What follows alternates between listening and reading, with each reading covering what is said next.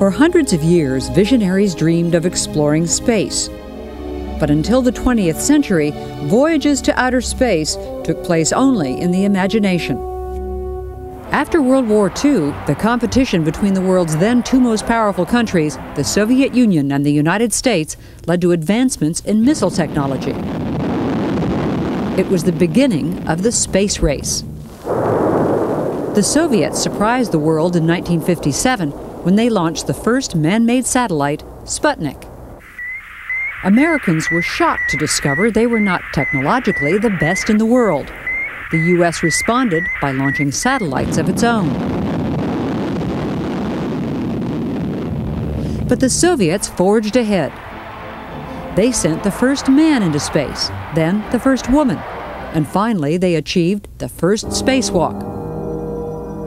In 1962, President John F. Kennedy outlined an ambitious space plan for America.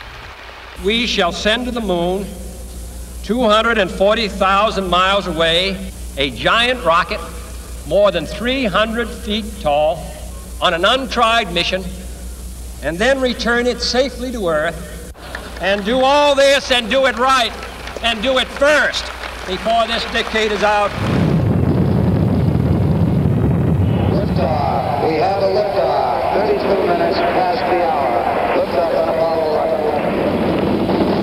In 1969, less than a decade after President Kennedy's challenge to the nation, Apollo 11 astronauts Neil Armstrong, Edwin Buzz Aldrin, and Michael Collins were heading to the moon. People all over the world stopped to watch. 4 days later, the spacecraft was closing in on the moon. The computer-selected landing site turned out to be a crater filled with boulders the size of cars. Dangerously low on fuel, the lunar module had to be flown manually, and Armstrong had to find a new place to land. Okay, engine stop. ACA at a descent. Host control, both autos, descent engine command override off. Tranquility Base here. The Eagle has landed.